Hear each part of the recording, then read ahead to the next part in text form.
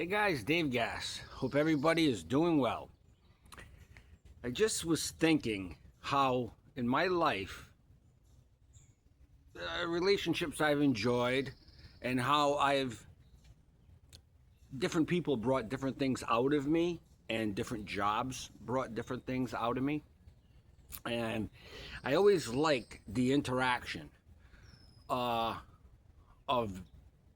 people because you can see, okay, you know this guy Bob, but when Bob talks to Jerry, you see people adjust and people bring different things out of each other.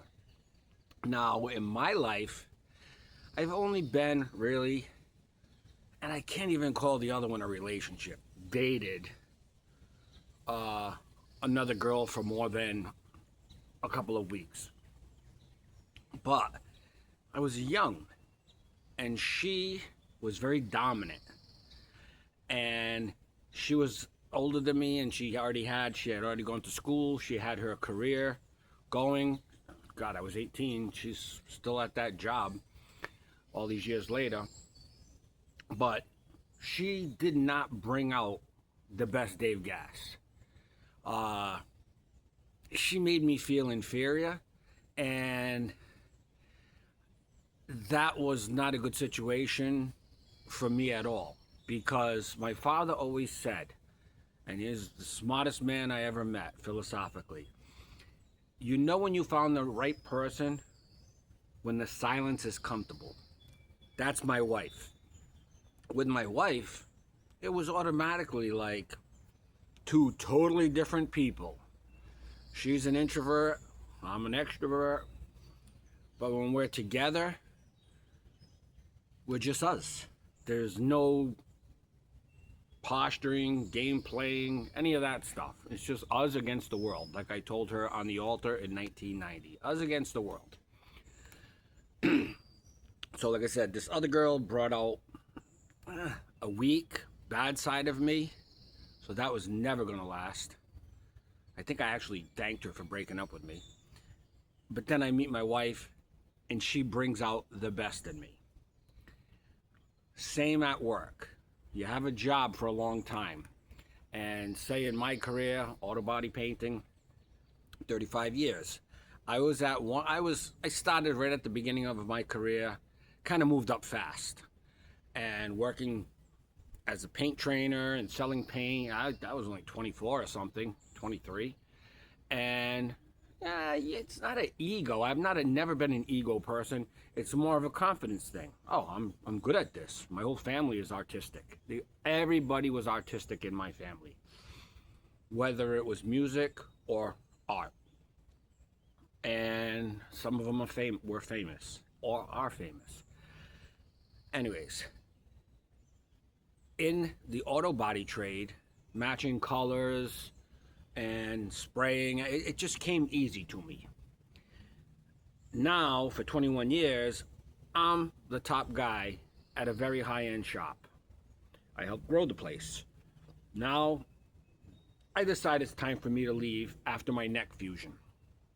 I was gone for 6 months from that job after that surgery. When I went back, they survived without me for 6 months, and they felt, okay, Dave's the highest paid guy, and maybe we can just, I had the most vacation time, free medical, and they took some of those things away, and I said, nah, I did nothing wrong. I was working with a disc pushing on my spinal cord, paralyzed my paint arm, and it's still maybe 70% all these years later. I think I was 42 then, something like that. 38 or 42, I can't remember. Anyways, after 13 months being back there, I was working as hard as ever, doing the same job, but not treated the same. Because they thought to themselves, hey, we survived 6 months without Dave. At first, they were calling me every day, asking me, and then when I went back, they saved all these cars for me for resprays from other painters, or 3-stage white, or 3-stage candy, the tough colors. And I hadn't touched a gun in 6 months. I think there was 6 of them outside the paint paint shop. And I had to go right in and just do it. And it wasn't easy. Then after 13 months, I said, it's time to leave. But now I was still Dave Gass, who was the leader and top painter. I go to a shop around here. It was like oil and vinegar. It just did not jive because the owner was using me as his new toy against his workers. He kept the guy I replaced and made him my helper, which was not cool. And we're friends. I taught him a lot, and he says I helped him out a lot, but that was not cool for me to have to, the guy's there for 10 years and all of a sudden, some bugs, take his job, and he's got to be my helper, and we have to expect him to have a great attitude. That was a bad situation. I did not like it, and I moved on a little over a year or two, and I went to the last place I worked for, I think 11 or 12 years. Now when I went there, I totally had to adjust who I was. And that doesn't mean being fake. It means blending in to the situation and knowing your place in the situation. If I would have taken the Dave Gass from the shop that I was there 21 years and brought it to the new place, it wouldn't have worked because they had a painter who was that Dave Gass. And he had been there 17 years or something. And he was older than me. And if I would have walked in there and tried to take over his spot, of course it wouldn't have worked. And at first he was kind of funny with me because in his mind he was thinking that's what I was going to try to do because a lot of people try to do that in the trade. And it wasn't my intention at all. My body was failing, my feet, my knees, my back. I knew, all right, I'm gonna find a new spot. I'll be the second guy, but when they need me to be the first guy, I can easily just adjust and go be the first guy. And to me, it worked out great. It worked out great. So even though I was still me, the situation changed and I had to adapt, which I had no problem doing. So in life, whether it's a job, a relationship, whatever, I have friends who are like so hammered into this is who I am, I'm not going to change, this is what I do, and I see them have a lot of difficulties, whether it's dating, work, whatever, but they butt heads with a lot of people, and it hurts them financially, it hurts them socially, personally. You have to adjust to your situation. It doesn't mean you have to be fake. It means, okay, I'm not in a situation where I'm that person anymore, and that person won't fit into this situation and be successful. Let me see how I mean, our personalities aren't just one-dimensional. And like I said, it's not being phony. It's adjusting to a situation, looking at the whole picture. All right, what was I expected to do here? What are these people like, or this person like? And do I want to make it work? I could have easily, instead of going to that shop, I could have said, hey, I'm going to go somewhere where I can be the king again. In my head, I wasn't that guy anymore. Talent-wise, was I? Yes. Physically, no. And I didn't want that pressure anymore. When you work at these high-end production collision shops, the stress is huge. I mean, you're expected to paint 5-6 cars a day, and there's no 8 to 4:30. No, you leave when it's done. So, and then I was 50 miles away, and I had to drive from Rhode Island to Massachusetts, so tons of traffic. So I made it work. And then the double lumbar fusion ended my career.